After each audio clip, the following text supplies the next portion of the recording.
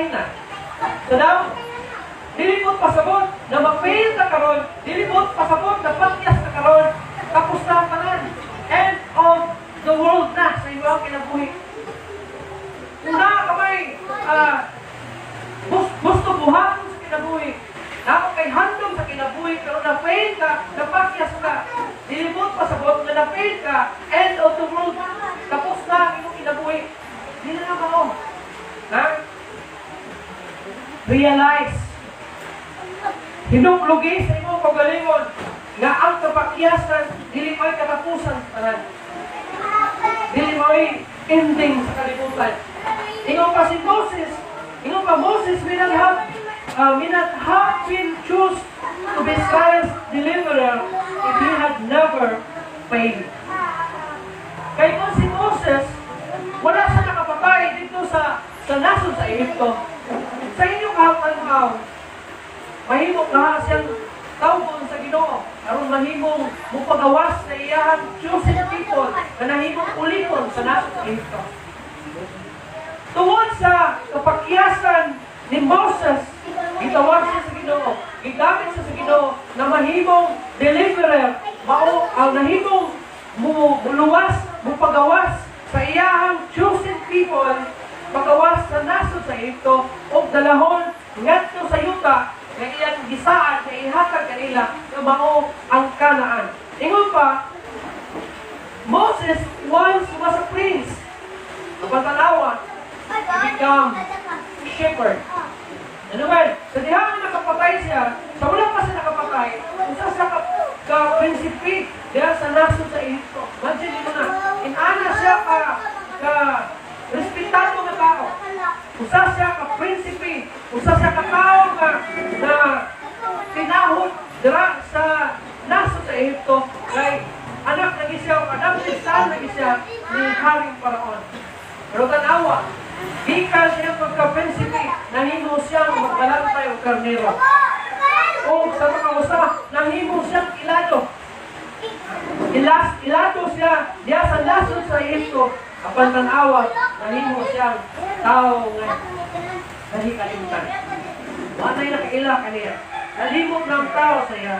His life was full of promise. Puno sa mga saad ng iyang kinabuhi, apan tanawa. Ang iyang kinabuhi, naka-destiny na magtapos sa kapakyasan. Hindi nyo, si Moses is full of failure. Dagan siya mga failure sa iyang kinabuhi. Pag-start pa lang niya, na-fail na siya. Sa end sa kinabuhi, na-fail po siya. Ano na-fail siya? Si Moses?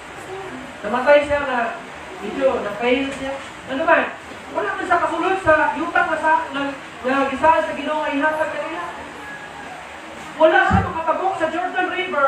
Wala siya makagiya sa katawan sa Ginoo na mutabok sa Jordan River o upuyok dito sa yutang na gisaan sa Ginoo ay ihatag kanila na mao Kanaan. Kung sa lamang Ginoo sa Ginoo sa iya, bidala siya sa Ginoo dito sa taas ng bukid.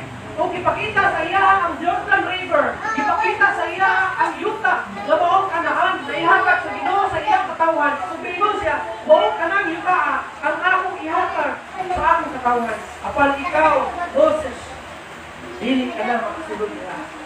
Dili ka na makaabot ka ng yuta. Ay dili ka mamatay. Ano? Ito ka na. Sa pagsugod sa life ni Moses, na-fail na siya. Nag-end po ng iyang kinabuhi na na-fail siya. Kaya ang misyon sa Ginoo, ang bando sa Ginoo sa iya, nagalahon niya, hindi ang tingin sa Ginoo sa iya, ikaw ang pagawas, aning ako ang katawan, gikan sa pagkaulipon, kung dalahon na po sila, uban sa ibuwang pagbando kanila, binhi sa yuta na akong ihatag kaninyo, na bawang Kanaan. Bakit na ang plano sa Ginoo? Pero umod kay siguro si Moses normal maging siguro ng tao na uwingin sa ulo kay lagi pinali mga tao every time na tuman sila, every time na uhaw sila, every time na doon mga pagsulay sa ilang journey diyan sa Kamilawan, ang mga tao magbagulgod. Dahil sila kay Moses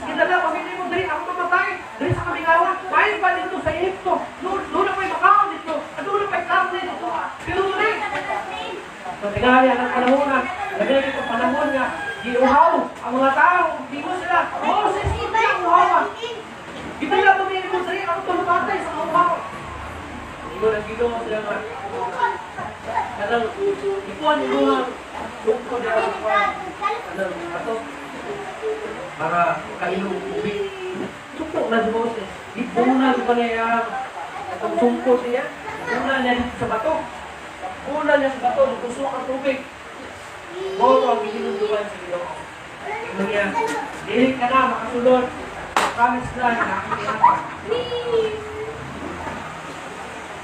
Tungkol sa inyo sa lahat. Nag-disobey ka sa uwa. Siguro ang padala siya sa kainit siyang ulo. Ibig na makuha niya ang tubig sa yanong at maagi. Upal sa kabubuto sa Ginoo. Pero kung siguro kaya nag-aburido ang iyang ulo kaya sige pabuto ang mga tao. Ibunan niya yung ulo dito sa bato. Kung halos tanan. At ang dili kay halos tanan na nag-edad kung 20 anyos pataas na migawas sa nasa sa Egypto. Bagay bubuyog sa promised land. Pero si Aaron, Moses, tanan sila na nag-edad kung 20 anyos na migawas sa nasa sa Egypto. Pataas na namatay because of their disobedience. So mga na na-fail sila. Sulong pa, ang tao, nakaliat ko, tao puno sa mga saat karon kaya yan yung kinabuhi sa kapakyasan. But ang life ni Moses, wala nahimong katapusan. Kaya kapakyasan, dili ko ay nahimong katapusan. Tingnan pa, many life's failure are people who did not realize how shoes ino pagriyan they were to success when they give up. Ino pa ni Thomas Edison, kasagaran daw, kadaghanan daw sa mga kapakyasan sa kinabuhi, is kini daw mga tao ang wala makarealize na hapit na undas nila maangkon ang ilahang damgo, ang ilahang ipilit. Hapit na undas sila mag-success pero nibulong sila. They give up sila. Walang na-fail sila.